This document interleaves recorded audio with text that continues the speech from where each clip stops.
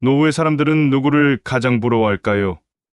많은 이들이 젊었을 땐 돈과 명예, 자녀의 성공을 인생의 목표로 삼습니다. 하지만 나이가 들고 직접 노년을 살아가게 되면 생각이 달라집니다. 실제로 많은 노년층이 가장 부러워하는 사람은 바로 건강한 사람입니다. 아무리 많은 돈을 갖고 있어도, 자녀가 의사나 판사라고 해도 스스로 몸이 아프고 움직일 수 없으면 그 어떤 것도 누릴 수 없기 때문입니다. 대표적인 사례로 68세의 최 씨는 젊었을 때부터 건강에 무관심했던 사람입니다. 바쁜 회사 생활에 쫓겨 운동을 소홀히 했고 식단도 제때 챙기지 못했습니다. 퇴직 후에는 하루 종일 TV와 스마트폰에 의존하며 활동량이 거의 없었습니다. 그 결과 60대 중반부터 당뇨, 고혈압, 심한 관절염이 찾아왔습니다. 아침에 일어나는 것조차 고통스럽고 약 없이는 하루도 버티기 어렵다고 말합니다. 친구들과의 모임에 나가면 모두 골프도 치고 여행도 다니는 모습을 보며 부러움만 커지고 정작 본인은 아픈 이야기만 하게 된다고 말합니다. 그는 후회합니다. 그때 건강만 조금 더 챙겼더라면 지금 이러진 않았을 텐데. 반면 70세 박 씨와 72세 김 씨 부부는 정반대의 삶을 살고 있습니다. 이 부부는 60대 초반부터 꾸준히 아침 운동과 식단 관리를 실천해 왔습니다. 매일 아침 5km를 걷고 텃밭에서 키운 채소로 식사를 준비합니다. 저녁엔 가볍게 스트레칭하며 몸을 푼다고 합니다. 이들은 특별한 비결은 없어요. 그저 매일 실천한 것뿐이에요. 라고 말합니다. 그렇게 10년 넘게 생활한 결과 지금은 국내 여행도 다니고 손주들과 공원에서 뛰어놀 정도로 활기찬 삶을 살고 있습니다. 약도 거의 먹지 않고 병원 갈 일도 적어 의료비 부담이 크게 줄었다고 합니다. 이 두 사례에서 우리는 중요한 교훈을 얻을 수 있습니다. 건강은 하루아침에 만들어지지 않는다는 것입니다. 젊었을 때부터 준비해야 가장 효과적이지만 지금부터라도 시작하는 것이 늦지 않습니다. 하루 30분 걷기, 계절 채소 중심의 식사, 가벼운 스트레칭, 그리고 정기적인 건강검진만으로도 노후의 삶은 큰 차이를 만들어냅니다. 서울대학교 노년학 연구에 따르면 규칙적으로 운동하는 노인은 그렇지 않은 노인보다 우울증 발생률이 낮고 삶의 만족도는 현저히 높다고 밝혀졌습니다. 결국 노후에 진정 부러운 사람은 자녀가 성공한 사람도 명예를 가진 사람도 아닌 스스로 건강한 몸으로 원하는 삶을 자유롭게 즐길 수 있는 사람입니다. 오늘 하루 30분의 걷기에서부터 여러분의 건강한 노후가 시작될 수 있습니다. 지금 이 순간 당신은 어떤 노후를 준비하고 있나요? 많은 이들이 돈이 많으면 행복하다고 생각하지만 나이가 들수록 이 말은 조금 다른 의미로 다가옵니다. 단순히 자산이 많거나 부동산이 여러 채 있는 것이 아닌 스스로 돈을 벌고 자유롭게 쓸 수 있는 경제적 여유가 있는 사람이야말로 노년에 진정 부러운 사람입니다. 중요한 건 금액의 크기가 아니라 자기 손으로 버는 돈이라는 점입니다. 66세 이 씨 할머니는 젊은 시절 세 아이를 키우며 평생 전업주부로 살아왔습니다. 남편은 안정적인 공무원으로 경제적인 부분은 맡아왔고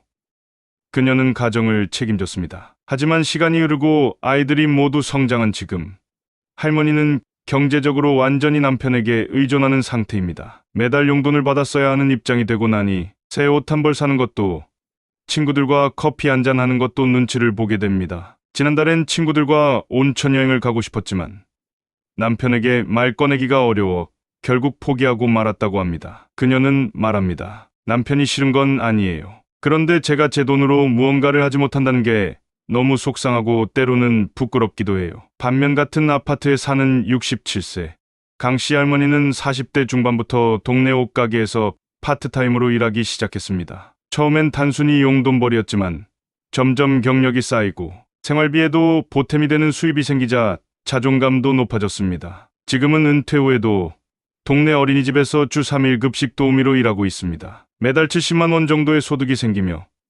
친구들과 여행도 다니고 필요한 물건도 마음 편히 구입할 수 있습니다. 그녀는 말합니다. 남편한테 손 안 벌리고 내가 내 돈으로 여행 가는 게 얼마나 뿌듯한지 몰라요. 정씨 할아버지 또한 대기업에서 정년퇴직 후 3년간 쉬었지만 무료함을 이기지 못해 노인 일자리 사업에 참여하게 되었습니다.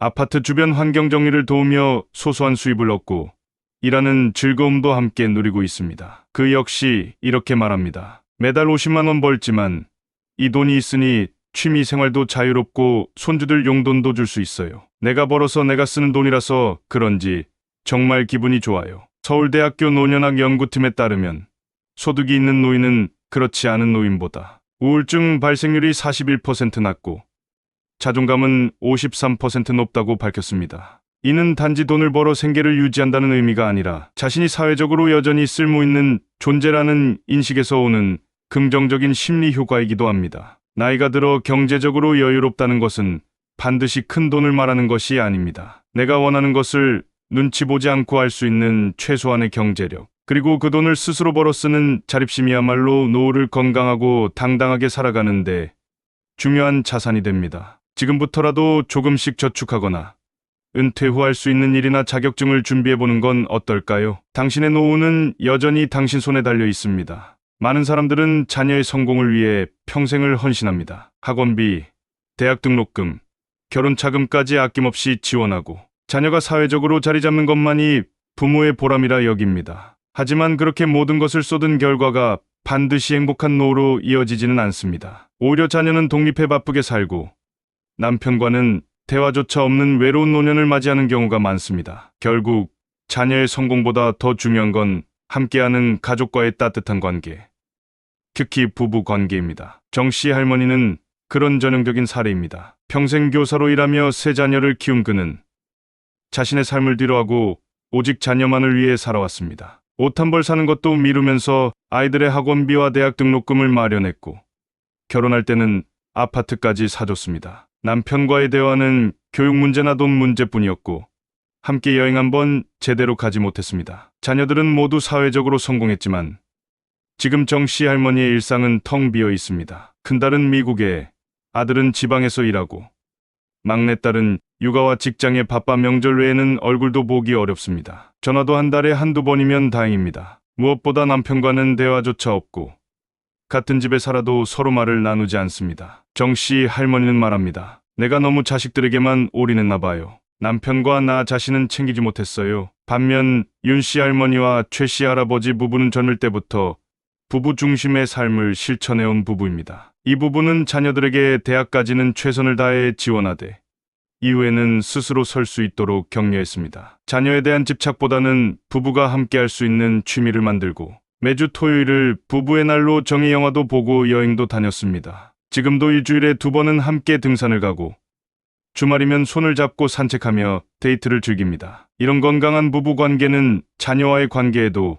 긍정적인 영향을 줍니다. 큰아들은 한 달에 한 번 부모를 데리러 와 외식을 함께하고 딸은 매주 영상통화를 통해 손주들과 소통하며 안부를 전합니다. 윤 씨 할머니는 말합니다. 우리가 행복하게 지내는 모습을 보니까 자식들도 안심하고 더 자주 찾아오는 것 같아요. 서울대학교 노년학과 연구에 따르면 노후, 삶의 만족도에 가장 큰 영향을 미치는 요소는 자녀와의 관계보다 배우자와의 관계라고 합니다. 배우자와 잘 지내는 사람은 정서적으로 안정되며 외로움과 우울감을 덜 느끼고 건강 상태 역시 더 좋다고 보고되고 있습니다. 가족은 오랜 시간 함께한 인생의 동반자입니다. 특히 부부는 노년기에도 가장 가까이에서 서로를 지탱해주는 존재입니다. 자녀와는 떨어져 살게 되어도 함께 살아가는 배우자와의 관계가 좋다면 노후는 결코 외롭지 않습니다. 단순히 같은 공간에 있는 것이 아니라 함께 대화하고 함께 취미를 즐기고 함께 웃을 수 있는 시간이 중요합니다. 지금이라도 대화를 시도해보세요. 하루 30분만 TV를 끄고 서로의 감정을 나누는 것부터 시작하면 됩니다. 지나간 추억을 이야기하거나 오늘 있었던 소소한 일을 나누는 것으로도 충분합니다. 노년기의 행복의 중심은 관계입니다. 그리고 그 관계는 가장 가까운 사람부터 시작됩니다. 많은 사람들은 나이가 들면 외모에 신경 쓰지 않아도 된다고 생각합니다. 그러나 실제로 외모에 신경 쓰는 노인은 그렇지 않은 노인보다 우울증 발생률이 낮고 사회적 참여율이 높다는 연구 결과가 있습니다. 단순히 예뻐 보이기 위한 꾸밈이 아니라 자신감과 활기찬 삶을 유지하는 데 필수적인 요소라는 뜻입니다. 한 씨 할아버지는 은퇴 후 외모에 완전히 무관심해졌습니다. 대기업 임원으로 바쁘게 살아왔기에 외모를 꾸밀 시간이 없었고 퇴직 후에는 더 이상 꾸밀 필요도 없다고 생각했습니다. 머리는 한 달에 한 번 이발소에서 대충 정리하고 옷은 후줄근한 운동복만 입었습니다. 피부 관리는커녕 거울 보는 것도 줄었고 자세는 점점 구부정해졌습니다. 그 결과 한 씨 할아버지는 또래보다 훨씬 더 늙어 보였고 모임에 나가면 자신감이 떨어졌습니다. 사진 찍을 때마다 나만 진짜 할아버지 같아서 창피했어요. 어느 날 후배가 요즘 많이 아프신가 봐요라고 묻자 충격을 받고 외모 관리를 결심했다고 합니다. 반면 김씨 할머니와 신씨 할아버지는 젊게 보이기 위한 노력을 꾸준히 실천해 왔습니다. 김씨 할머니는 아침 저녁으로 스킨케어를 하고 일주일에 한 번 팩을 하며 피부 관리를 합니다. 머리카락은 2달에 한 번 염색과 커트를 받고 옷도 본인에게 잘 어울리는 색과 스타일을 신중하게 고릅니다. 신씨 할아버지는 매일 아침 근력 운동을 하며 바른 자세를 유지하려고 애씁니다. 그는 군인 출신으로 자세에 특히 신경을 많이 쓰고 있으며 허리를 곧게 펴고 걷는 것만으로도 사람들이 저를 10년은 젊게 봐요라고 말합니다. 이처럼 외모 관리는 건강과 직결되는 중요한 습관입니다. 스스로를 돌보는 행위는 자신감과 자존감을 지켜주고 사람들과의 관계에서도 더 긍정적인 영향을 줍니다. 주변의 시선도 달라지고 대우도 달라집니다. 누군가 젊어 보이시네요라고 말해주는 그 한마디는 삶에 큰 활력이 됩니다. 젊어 보이는 노인이 되기 위한 실천 팁 3가지를 소개합니다. 1점 보습 자외선 차단. 나이가 들수록 피부는 건조해지기 쉬우므로 보습이 필수입니다. 아침 저녁으로 기초 화장품을 바르고 낮에는 반드시 자외선 차단제를 발라 햇빛으로 인한 피부 손상을 막아야 합니다. 2점 근력 운동. 의자에 앉았다 일어서기, 벽을 이용한 팔굽혀펴기, 가벼운 아령들기 등 간단한 운동만으로도 근육 감소를 예방할 수 있습니다. 근력이 좋아지면 자연스럽게 몸의 라인도 정리되고 걸음걸이도 활기차집니다. 3점 바른 자세 유지. 허리를 곧게 펴고 걷는 습관은 외모를 젊어 보이게 할 뿐만 아니라 척추, 건강과도 직결됩니다. 올바른 자세는 호흡을 깊게 해주고 전체적인 건강에도 긍정적인 영향을 줍니다. 결국 젊어 보이는 사람은 단순히 꾸미는 사람이 아니라 자신을 귀하게 여기고 삶의 활기를 불어넣을 줄 아는 사람입니다. 외모를 가꾸는 습관은 자기 돌봄의 시작이며 오늘 하루의 작은 관리가 내일의 건강하고 당당한 나를 만들어줍니다. 나는 나이 들어도 젊게 살고 싶다는 마음이 있다면 지금 당장 거울 앞에 서서 미소를 지어보세요. 변화는 이미 시작된 것입니다. 은퇴 이후의 삶에서 무엇을 하며 시간을 보내는지는 노후의 질을 결정짓는 중요한 요소가 된다. 단순히 TV를 보며 하루를 때우는 것과 몰입할 수 있는 취미를 가지고 자신만의 시간을 채우는 삶은 전혀 다르다. 실제로 65세 이상 노인의 절반 가까이가 특별한 활동 없이 TV 시청만 한다고 응답했고 취미가 있는 노인은 전체의 31%에 불과하다는 통계는 지금 우리가 얼마나 이 문제를 간과하고 있는지를 보여준다. 72세 유씨 할아버지는 건설회사에서 40년간 근무 후 은퇴했다. 은퇴 전엔 늘 바빴고 주말에도 일하느라 취미를 가질 겨를이 없었다. 그저 회식 자리에서 술 한잔하는 것이 유일한 여가였고 퇴직 후에도 하고 싶은 일을 찾지 못했다. 아침에 일어나 신문 보고 TV보다 스마트폰을 들여다보다 보면 점심이 되고 그 뒤로도 시간은 더디게 흘렀다. 친구들도 하나둘 모임에서 빠지며 연락이 끊겼고 본인도 늘 같은 이야기만 반복하게 되다 보니 만남도 줄어들었다. 결국 그는 최근 우울증 진단을 받았다. 몸이 아픈 건지 심심해서 그런 건지도 모르겠다고 말할 정도로 무기력한 하루하루를 보내고 있다. 반면 65세에 복지관에서 수채화 수업을 시작한 강씨 할머니는 지금 동네 전시회까지 열 정도로 그림 실력이 늘었다. 손이 떨려서 제대로 선을 긋기조차 어려웠던 처음과 달리 지금은 일주일에 3번 복지관에 나가 그림을 그리고 다른 화가들과 야외 스케치도 나간다. 최근에는 제주도로 그림 여행도 다녀왔고 내년에는 유럽으로 스케치 여행을 계획 중이다. 그림을 그리는 시간은 내가 가장 나다워지는 시간이라며 혼자 있는 시간조차 전혀 외롭지 않다고 말한다. 조씨 할아버지는 퇴직 후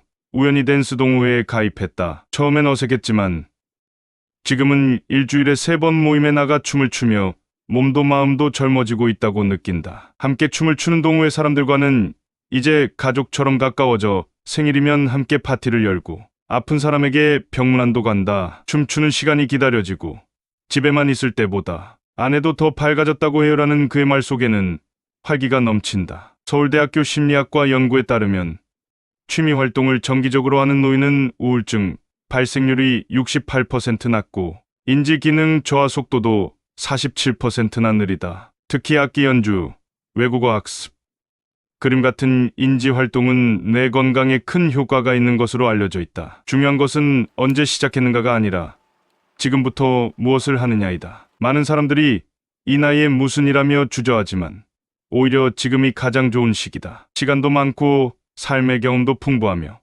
무엇보다 자신을 위한 시간이 주어진다. 취미는 단순한 시간 때우기가 아니라 삶의 의미를 만들어주는 활동이다. 새로운 것을 배우고 사람들과 교류하고 나만의 성취감을 느낄 수 있는 취미는 노후를 외롭고 무료한 시간이 아닌 활기차고 만족스러운 인생의 한가운데로 바꿔줄 수 있다. 혼자서도 행복할 줄 아는 사람, 스스로 즐거움을 만들어낼 줄 아는 사람이 진짜 부러운 노인이라는 사실을 기억하자. 지금 당신의 노후를 바꾸는 가장 쉬운 시작은 작은 취미 하나를 찾는 것에서부터다. 노년기에 가장 부러운 사람은 특별한 능력을 지닌 사람이 아니라 건강을 잘 지키고 자신의 힘으로 경제적 독립을 이루며 가족과 특히 배우자와의 관계가 따뜻하고 젊은 마음과 외모를 유지하며 삶을 즐길 수 있는 취미를 가진 사람이다. 이 5가지 요소는 누구나 노력하면 하나씩 갖출 수 있는 것들이다. 지금 당장 모두를 이루는 것은 어려울 수 있지만 단 하나라도 오늘부터 실천한다면